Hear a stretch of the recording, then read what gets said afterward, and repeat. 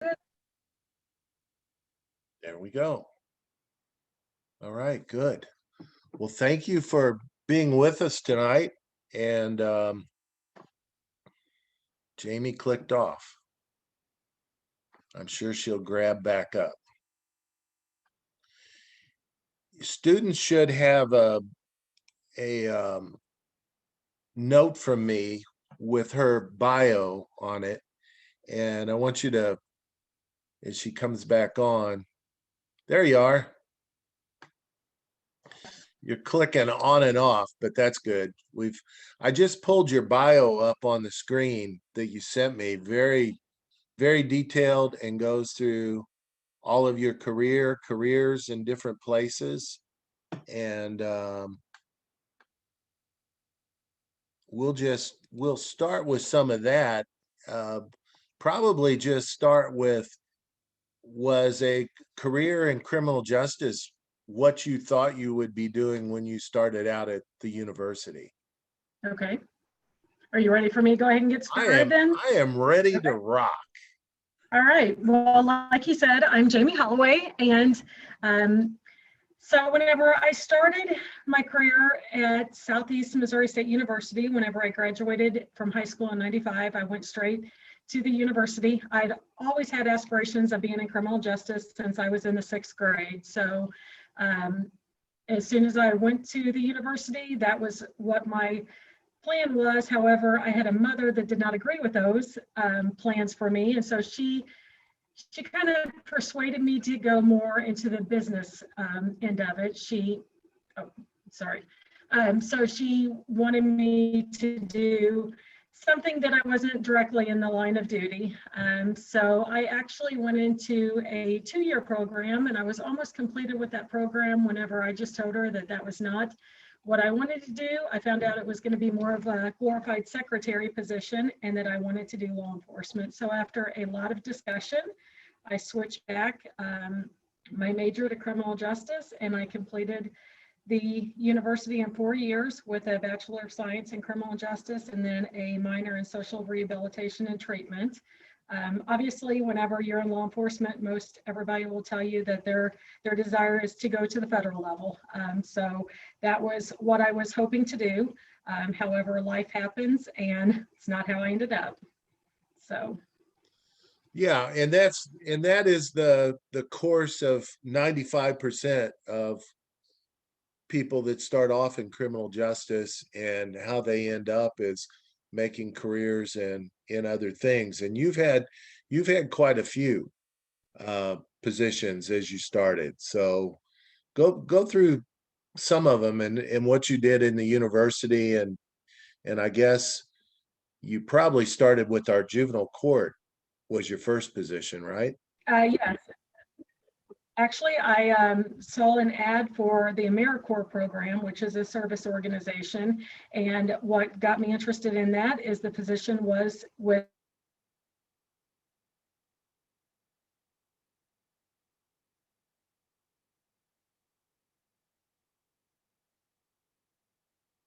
Okay, while she pops back on, her connections. There you are. Yeah, AmeriCorps is a grant position, and AmeriCorps, I guess they still have them in urban areas.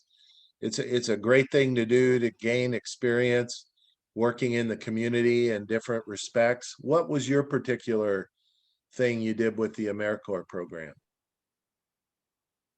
So with AmeriCorps, I was with the juvenile division. I did a lot of paper service for the attorneys. I also did some work with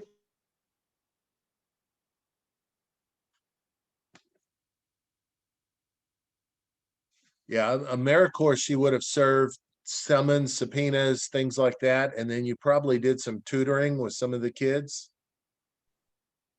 Yes, that's correct. I remember specifically having one of the young ladies working towards her GED. So I recall doing that. Also did some of the stuff with like the Clean Stream projects. And that's how I ended up in the next position, which was through the juvenile office. And I assisted whenever the children were assigned restitution. I went out and we did the Clean Streams Yep. having them pick up trash. We worked on the stream banks, just anything to have them in the community and involved. Check this out, Jamie. I still have my Stream Team t-shirts. Awesome. Yes.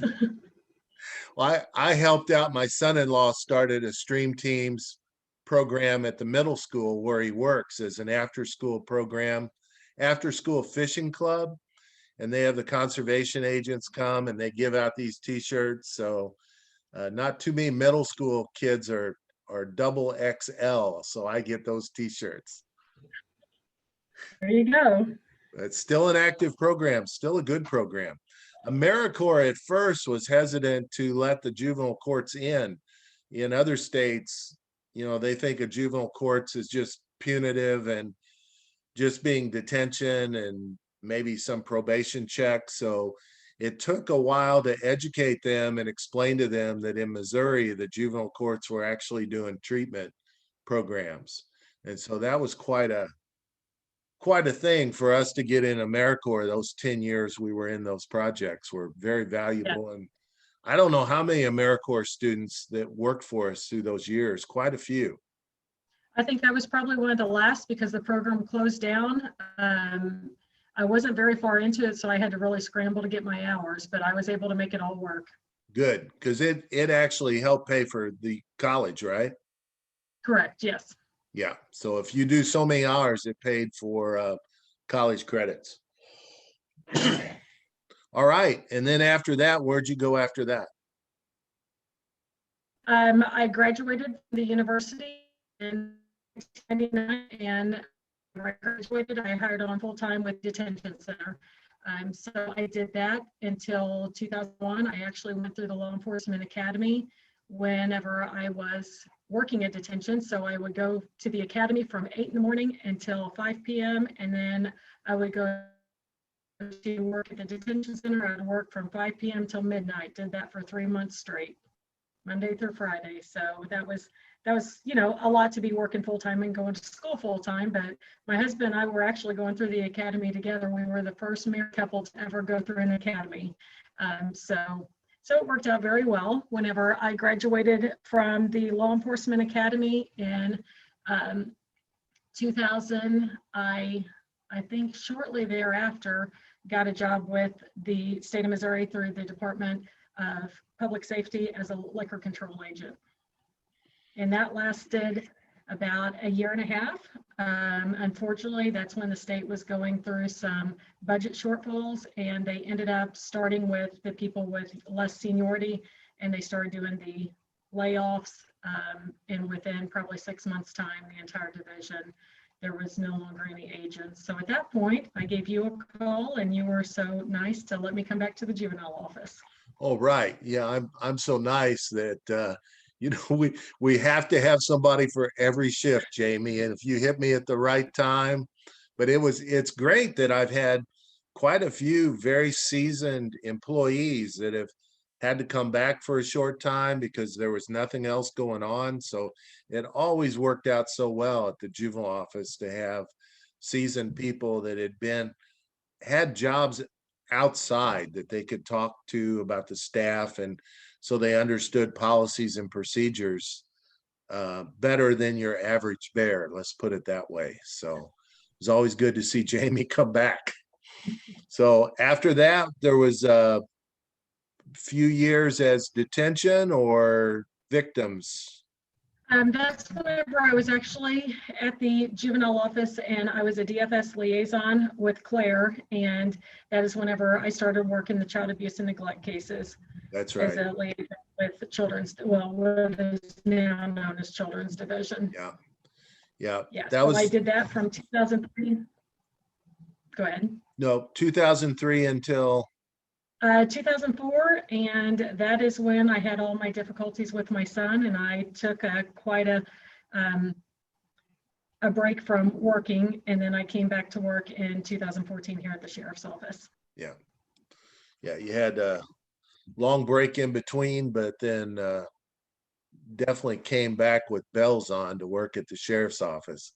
So when you came back, Did you experience that phenomena that a lot of female deputy sheriffs experience and deputy and police officers, that you're sort of immediately assigned to family disputes and child abuse cases? Well, that is what I had actually applied for. Whenever I put in for the position, it was for a domestic violence investigator. Okay, And so I just hired straight to this position. Yes. I had straight been a into it. reserve with,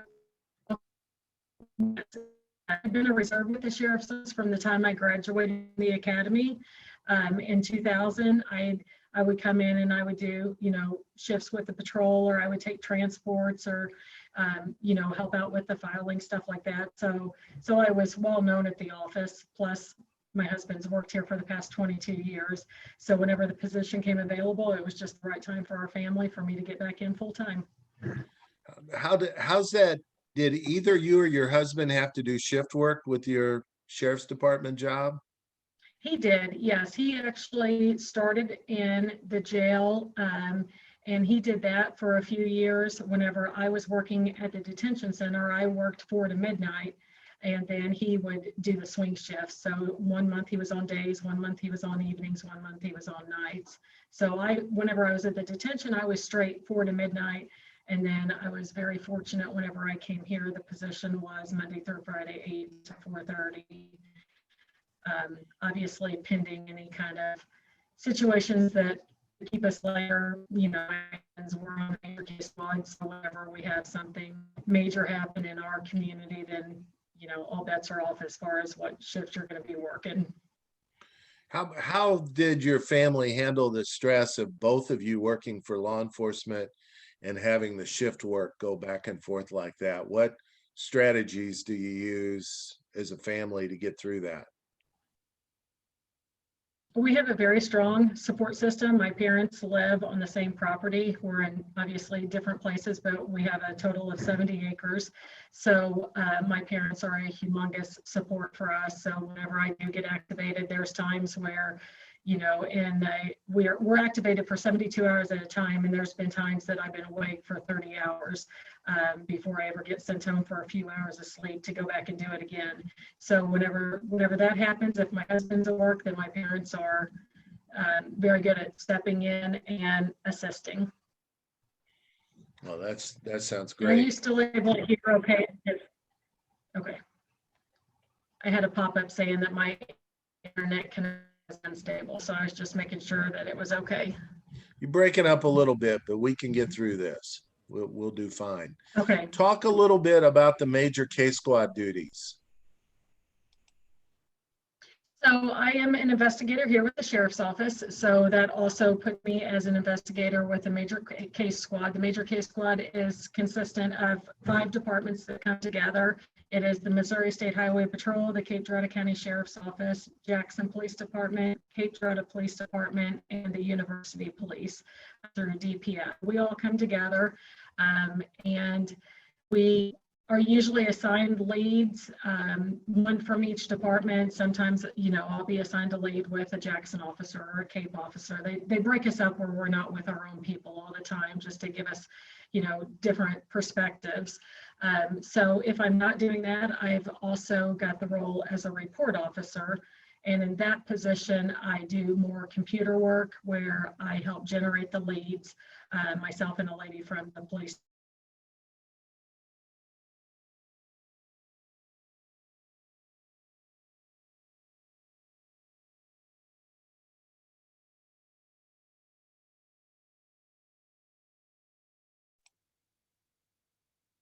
Jamie's probably pretty far down in the basement of the sheriff's department trying to make this connection, I think, is our problem. All right, I apologize. Maybe I Nope, would have you're been back. better off at home where I have a connection. I apologize for that. It just keeps going out. You said you're processing the leads is where you cut out. Processing the leads that come in, the interviews, the people are sent out to work, the staff, well, the major case squad is sent out to work different interviews and try to run down different leads, right? Correct, yes. Mhm. And so if I'm not doing the investigation portion of it, then I'm assisting the other clerical in doing the leads and keeping up with, all the recordings that's going on and getting things into evidence and that sort of task. And I know that the major case squad reaches out to the juvenile office once in a while, and I'm sure they're doing the same with children's division that works the abuse neglect cases, because in all of those major case squads, you're going to have a percentage of child witnesses, child victims, child perpetrators, people under 17 that's really involved in those things, correct? Correct, yes. We work very closely with both Children's Division and the Juvenile Division. It definitely takes a collaborative effort towards all agencies to make this work. You're reaching, and the schools and the school people, for Correct. those in these Yes. classes that are going into education or even into medical careers in the hospitals. They're talking to the people at the hospitals to get records. They're talking to school officials. It is a big collaborative deal when the major case squad gets pulled up. Yeah, and that's just, I mean, it's not only that, but in our day-to-day duties as well. I'm constantly working with the hospitals, making sure in the domestic violence cases and in the sexual abuse cases that I am able to get the information. There again, work a lot with the schools as far as being mandated reporters. So we have some really good school resource officers in our school that's always willing to help out. And then we just have, we're in a community where we have a lot of support through all the different organizations. It's definitely an effort on everybody's part. Okay, given that everybody's working together and it really is an amazing place to be, is when I hear from other circuits or other counties, we've really been lucky in this county the way, well, everybody really tries, but there are cracks or areas where we have worked together, where there's just an area where you are not able to do something to help somebody, or where the juvenile offices, there are cracks in the system, right? Yes, there are. I mean, you get to a point where at times everybody's hands can get tied. There's only so much children's division can do. There's only so much the juvenile division can do. You have to have, you just have to be able to work through this. Whenever issues arise, everybody just come together for the common good and for a central purpose, and there are issues obviously, but I think there again, we're in a community where we've all been doing this a long time and most of us know each other from different positions. So I think it's just an effort where everybody does the best they can, but yes, there definitely are cracks in the system. And I'll give the students an example of the cracks. It usually occurs around mental health. Yes. Usually a mental health issue, right? Correct. You want to give an example? So I'm just trying to think of last week, and this doesn't necessarily involve, like the juvenile or children's division. This was an adult. I'll give an example of just something that happened to me. We got a call from local town, a restaurant, and the lady told me that she had a lady in there that was from out of state that had drove all night to flee from a domestic violence situation and that she was in need of assistance. So first thing I did is I rounded up a road deputy. We hit the road. We drove about 8 miles up the road and we went to the restaurant. And at that point, they had the lady go to the interstate, which is in close proximity, but a different direction than what we had come, to wait on us there. So got to the interstate, the lady was not there. She was in a U-Haul vehicle. And so we started trying to locate her. We talked to the church that was nearby, and they had decided that she needed to go to the hospital just because she was so fearful for her safety, even though she was from a different state.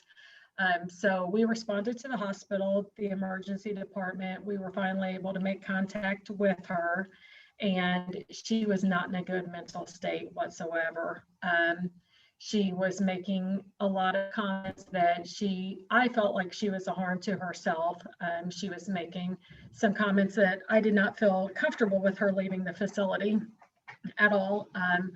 And so I got a hold of the police department where she was from, which was South Dakota, found out that, yes, she had an extensive mental health issues. And I was able to get enough information to come up with her husband, you know, and found out that they were going through some civil issues between custody and just their pending divorce. And so I spoke with the hospital personnel there. I went back in, I spoke with the lady in great detail, just, you know, did a lot of talking to her, found out she was not mentally stable whatsoever. She agreed to voluntarily stay at the hospital, but I wasn't comfortable because if, you know, at any point she decided to leave, she was free to do so. So I ended up signing a 96-hour affidavit so that way she could be evaluated for her mental health. And I got a hold of the Safe House for Women, worked very closely with them. The caseworker came up, introduced herself. We had a plan in place that once she received the treatment that she needed for her mental health, then she was going to work with the Safe House to get safely back to the state of South Dakota. So whenever I left the hospital on Friday afternoon after spending from 8 a.m. until 2 p.m. there, you know, basically in the throughout the entire day, making sure that she had all the services she needed in place. I felt comfortable. I no more than got back to the office and I got a call from her estranged husband in South Dakota that she had walked away from the hospital. Called the hospital to verify that information, and sure enough, in between me leaving and her being evaluated for the hold, she decided she did not want to stay there and she walked away. And right now, we're still not really sure where she's at. So that is a break in the system. You know, the hospital put in their medical notes, the doctor that evaluated her did not feel like she was a threat to herself or others. I felt like she was a harm to herself. So I signed the paperwork, signed her there. And with an evaluation, I'm hoping she would have been hospitalized for at least, you know, the 96 hours. However, there was a break in the system and she was able to walk away. So that's just one example of where the communication between the different facilities sometimes doesn't add up in our favor.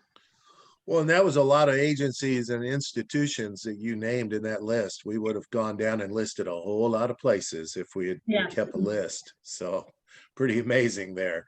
And it also amazes me the word meth never came up in all of that story. Yeah, I think hers was a lot more mental health. I don't know, you know, the full extent. I've spoke with her attorney. They were actually supposed to have court today for her dissolution of marriage and for the custody with the children. And they were supposed to be in court. And I actually got a call from the husband's attorney today too, because she still has not shown back up in the state of South Dakota, but it sounds like in their 9-year married life, this happens frequently. She just goes off the radar for sometimes weeks to months on end. So I'm hoping for the best for her, but I don't think it's over yet. Yeah, well, see where she surfaces next time.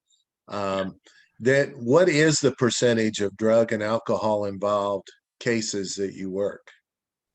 I would say doing domestic violence, I would say drugs and alcohol are the main areas of concern in the majority of the cases. I mean, very few times do you follow up with somebody that they don't tell you that there has either been alcohol or substance abuse going on in the home. I mean, that is just, I can't hardly even think of any cases that's not the case. You know, a lot of times that is what brings people into a violent situation. It's just the I think the big year for us was 2011 when it went from local Nazi dope or local labs, just shake and bake system, to big transportation of tons of drugs coming through our area on the highway.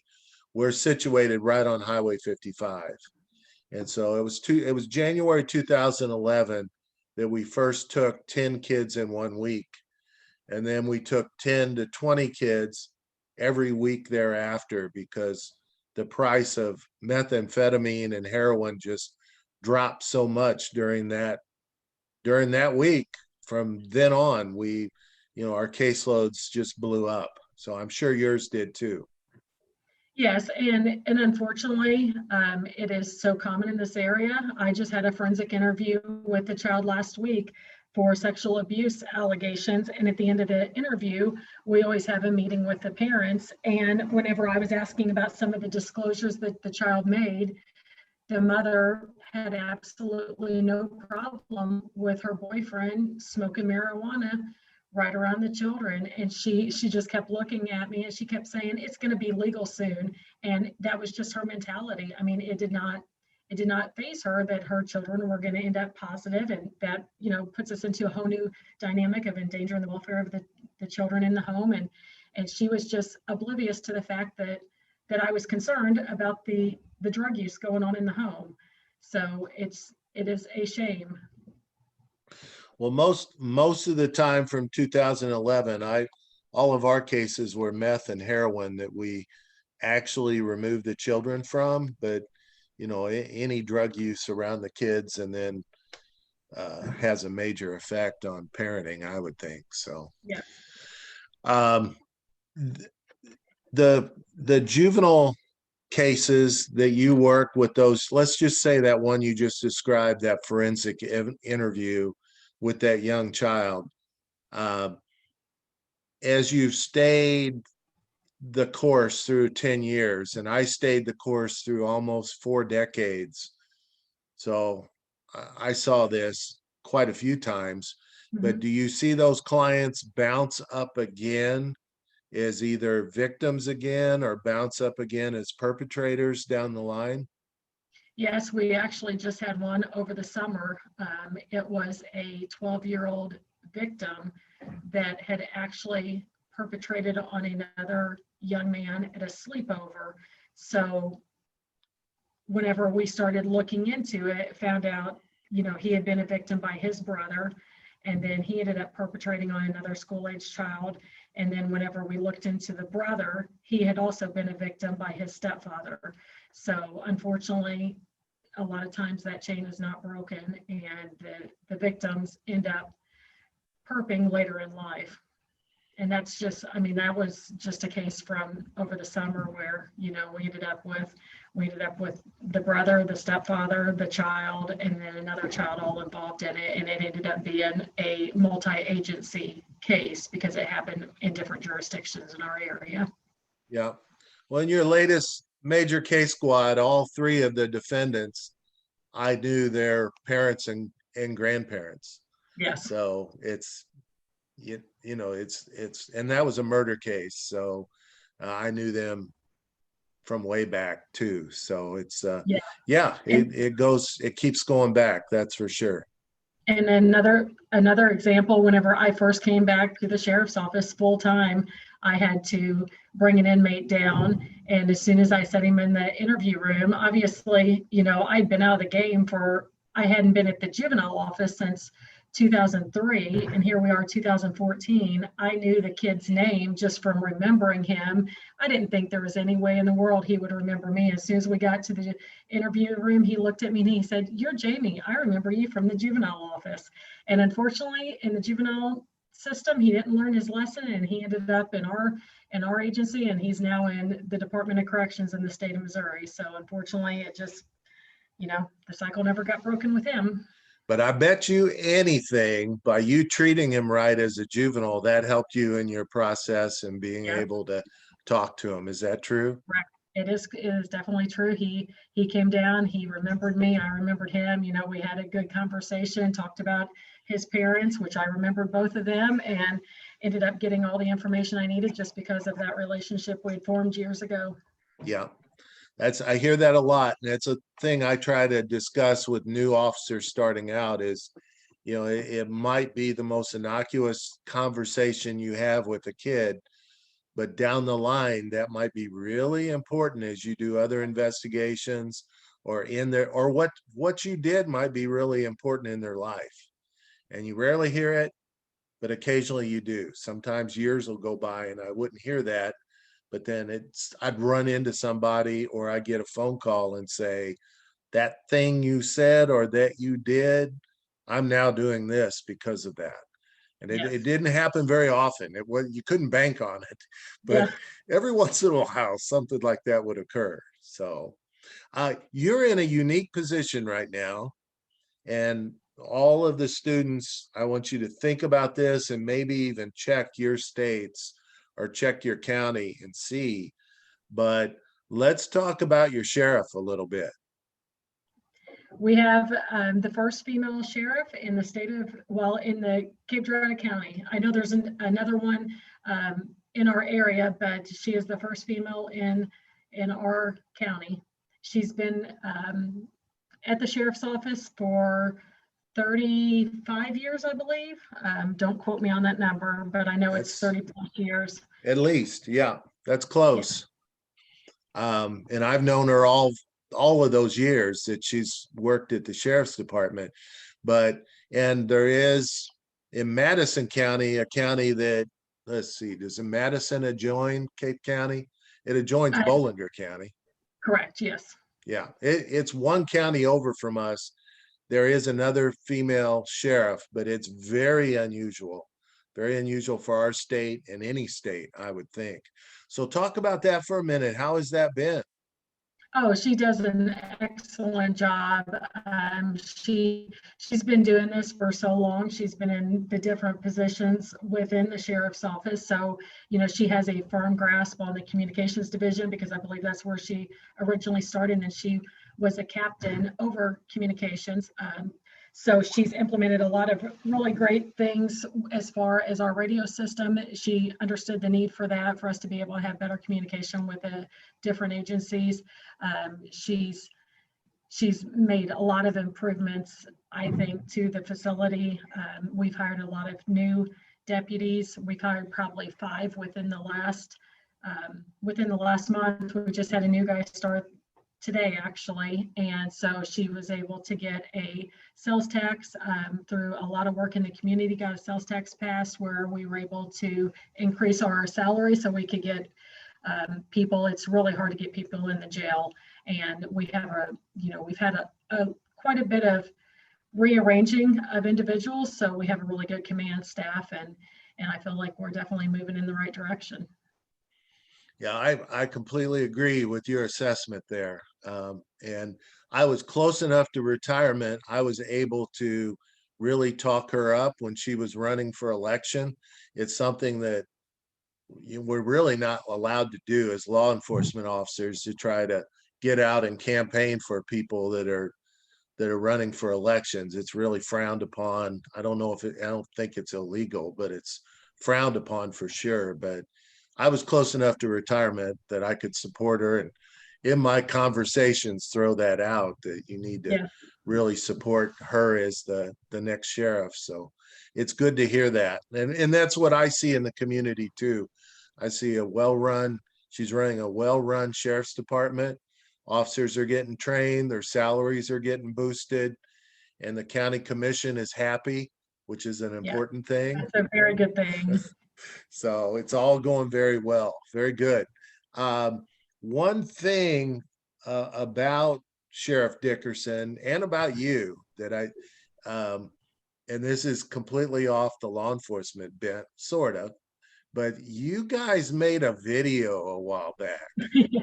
Yes, we did. All right. Well, tell me about the video, because I've watched that thing several times. I enjoy it a lot. So we had a lot of fun, and that was actually Sheriff Jordan. Whenever that challenge was going out with the different departments, different departments were putting up all these videos challenging one another to get involved. And we were in briefing one day. We have briefing 3 times a week, and we were in briefing. He said, I think it would be fun for just the ladies of law enforcement to get together from the department and make a video, and girls just want to have fun. And so we actually wrote up a little script and came up with different scenarios, and we actually headed to my family's farm. Like I said, we have 70 acres, and the entire video was shot on our farm, just showing us in a day's work, just having a good time.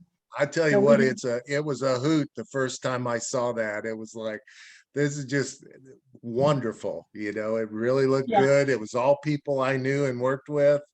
And I was real impressed with that. So yeah, nice job. Nice Yeah, job. well, thank you. And that's probably going to be one of the questions on the, I have an assignment every one of these live classes to see if the people actually watch this class.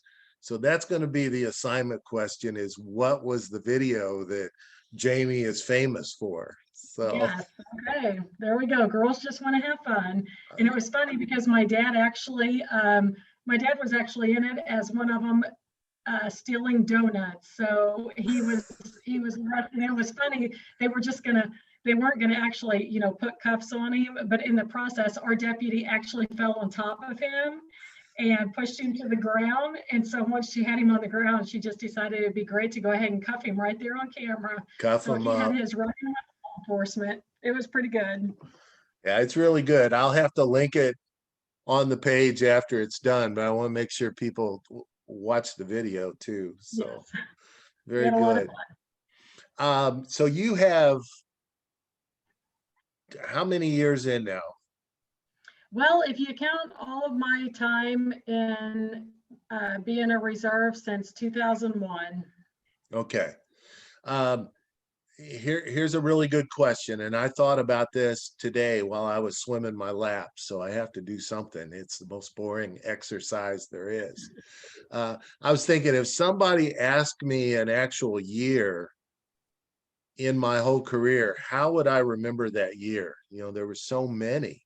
So how do you remember? How do you break it? How do you think you'll break it down in the next 20 years by what types of events? Well, I can tell you, my year would probably be 2015. That's always going to probably stand out. We ended up on the major case squad. We had 7 homicides that year, the most since I had been on, and haven't had that many since.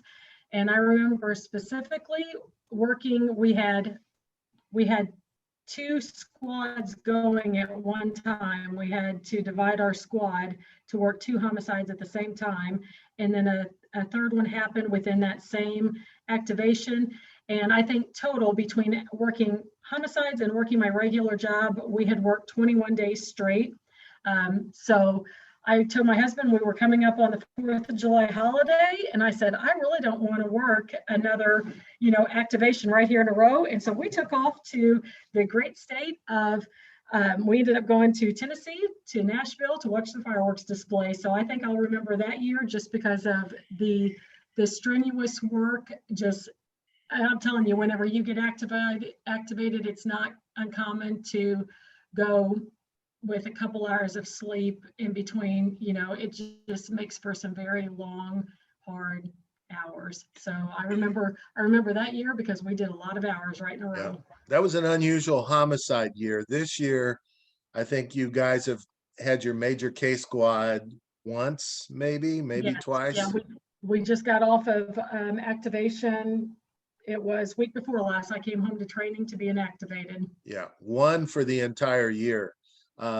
There was a time years ago, I guess I was probably 35 or 40, that I thought about moving to a bigger city, had some opportunities up in St. Louis. And, but after you've worked so long in these smaller counties, you do a little bit of everything, but you don't do it so intensely that it would burn you out. If you did that year over and over like they do in Chicago and St. Louis, it'd be a whole nother elephant, wouldn't it? Definitely, yeah. I don't see how St. Louis, Chicago, I don't see how their detectives just keep going from one Memphis, to the other. Atlanta, Yes. Yeah, because it right. definitely, I mean, I know they're larger departments, but it definitely takes a toll on your body. Yeah. Yeah. It takes about a real big toll. We at least have recovery time down here, it seems like, though we remember our time by the battles, by the battles we Correct. had. Okay. I'm going to let the ones online right now think about it a second and see if you have any questions for Jamie. I think we've probably talked enough, and I asked my questions, and Jamie's answered the ones that I had laid out here with me. So give you guys a second. You can unclip, there's not that many on right now, so you can unclip your microphone, throw it out that way, or you can post it in chat.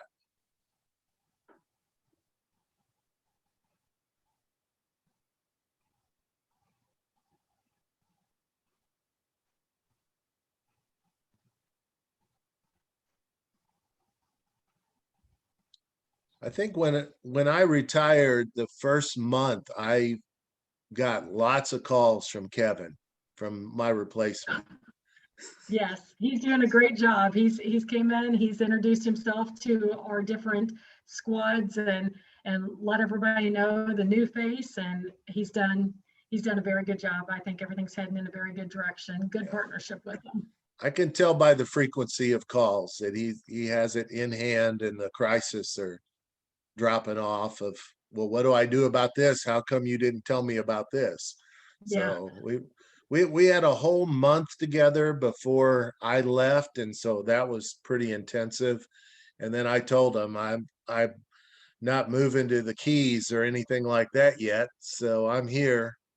yeah. So he calls when he needs me. So, all right, we've got a question. What's been your most memorable moment at work? I can't really think of, I mean, I can think of a lot of individual cases. Don't want to go into this, specifics of those cases. I've had a lot that when they talk about just the stress of the job, it's stuff that never truly leaves you. I mean, you have some of those cases that are harder to work than others. I've had to work, child deaths. I've had to work a death of a very close family friend that I grew up with in a very tragic accident.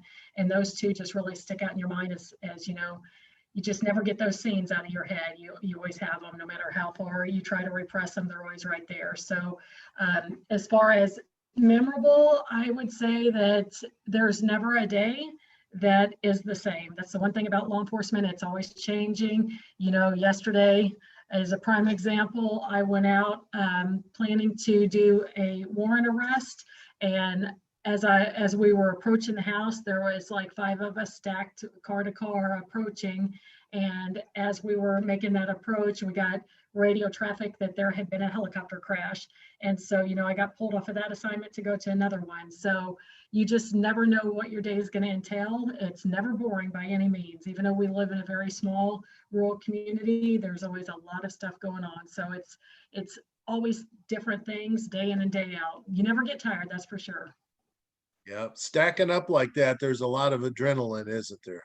There is, and especially whenever you get pulled off and you think you're going to a helicopter crash. Luckily, it was something that the gentleman walked away with only a scratch to his head, completely, not what I expected whenever we got that call out. And so the adrenaline's definitely pumping whenever you're responding to that call, thinking, your mind's just going, thinking of the worst. And then you hear the radio traffic that they just made contact with the pilot and he's perfectly fine. And I'm like, wow, that's not Yeah. usually how they end up. Yeah. And Jamie, all of the actions and all the things that is done in your career, you do a lot of time writing reports. Is that correct? Yes, yes, that is. I have a 17-year-old son that wants to go into law enforcement so bad he can taste it. And I tell him, I'm like, for all the fun we get to have on a call, what I call fun, it's adrenaline.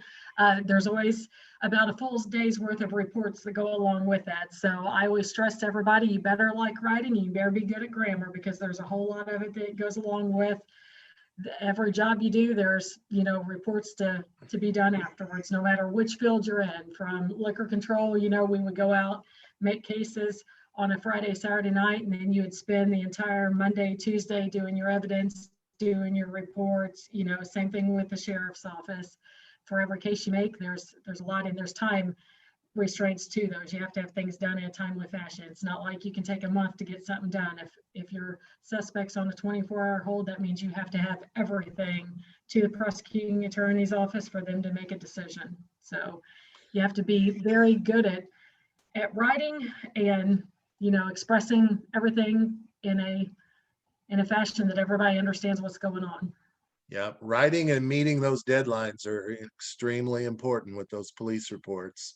Yeah. And because there's all the way up the ladder looks at them, and even at times you think people outside of this county looks at them, because if those things are challenged through the appellate court or the Supreme Court, it can bounce all the way up. I had several cases bounce up to the Missouri Supreme Court, and just thinking about my work laying in front of them was yeah, I hope it was right. I hope it was, Yeah. they made sense. One more question Sure. here. I know that this might be a little off topic, but I know you have probably have seen multitudes of cases where people are mentally ill. You happen to know a forensic psychologist for criminal cases and if they truly enjoy their jobs? Hmm.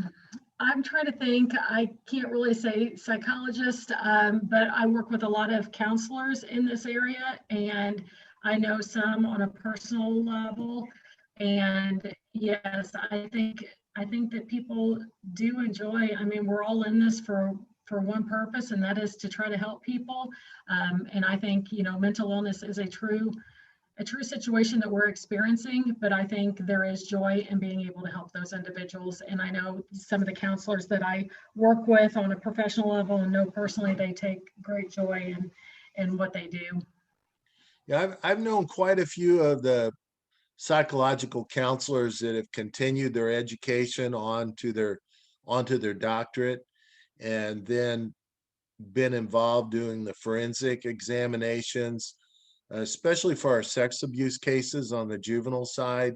We would pay to have the forensic psychological exam, special testing to try to determine if that child was or juvenile was just a exploration case or if they were truly exploiting, overpowering, headed toward uh, pedophilia diagnosis kind of thing. It makes a difference how you process the case. So I've worked with quite a few of those myself, and they seem to really go after it for a lot of years, and they have a lot of abilities to move to other parts of the careers. So I've known a few that have worked for different counseling agencies, then they've gone to work for a hospital. Some have moved all the way to California and then they come back doing the same job again. So they seem to have the flexibility and seem to work it pretty well. Now, right now, I will honestly say though, some of the psychiatrists I've worked with, I think have been their cheese have fell off their cracker. I think sometimes doing this day job day in and day out, I think, yeah, definitely. I know with the Southeast Missouri Network Against Sexual Violence, they have some really good trauma focused therapists there. And there again, there's turnover, but there's turnover in any of these positions, but they have some good people that are there for the children. And that's the first thing we do anytime we finish up a forensic interview. We give them a packet of information to make sure that they are in services. Same with the Safe House for Women. Whenever I work with them, whenever I follow up with victims, I always put them in contact with counselors to make sure they're getting the services they needed. So I think we work in a community that we rely on each other a lot for referrals and just to make sure, at the end of the day, that these people are getting the services that they need to be able to recover from the events that they've experienced. Yeah, just the psychiatrists, some of the psychiatrists, Yeah. which means they have a medical degree and then they've also done a long time working to become a psychiatrist on top of that. And I don't know, maybe it's just because of all the education or something. I've had trouble understanding where they're Yeah. coming from sometimes, but the the folks with their boots on the ground, they're necessary for our caseload. And I hope we've answered that question a little bit, but yeah, the It's mental very health rewarding. cases that's they just they're difficult to work to get. And I for our students, the Memphis model came into my life in about 2000, and I tried to get it up here in this area where general law enforcement officers had extra training to understand that who they're looking at might have a mental illness, might have some type of diagnosis, be on certain medications that they maybe need to handle that case a little differently. And the year early on when I tried to get that up here, the officers up here didn't buy in. But over the last 5, 7 years, they've really bought into a model that they use in this area that does just that. How many hours of training is that now that local law enforcement gets to train on mental health not diagnosis, but how to work with clients? I know that our deputies, we have what they call a CIT program. It's the Crisis Intervention Team.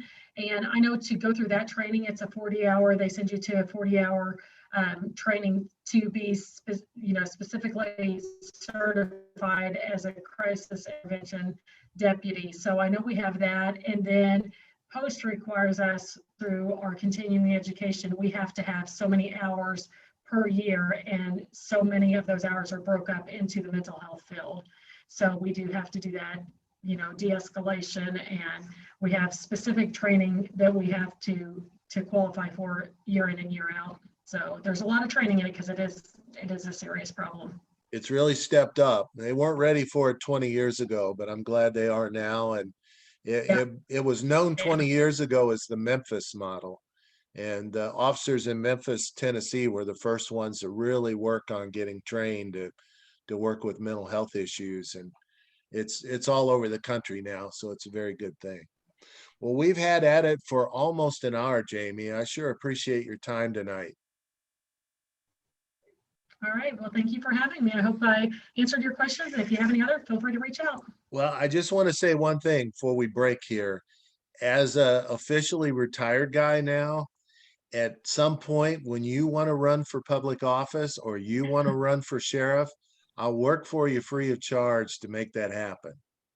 Well, thank you, sir. It was always a pleasure working with you, and I appreciate your support through the years. Well, you run for office, need a good letter of recommendation, I'm here for you. Just look me up, okay? Thank you very much. And if you need me, you know where to find me. All right. Well, hopefully I won't need a sheriff's deputy, sheriff's investigator to come looking for me. Let's hope not. But I'll definitely help you. So we'll see how it goes. Students, thank you very much. This was recorded and will be loaded up on your announcement shortly, as will some questions for you to answer. Girls just want to have fun, right? Exactly. That we do. It's a great video. All right. Thank you very much, guys. And we'll sign off. Thank you. Thank you. Have a good evening.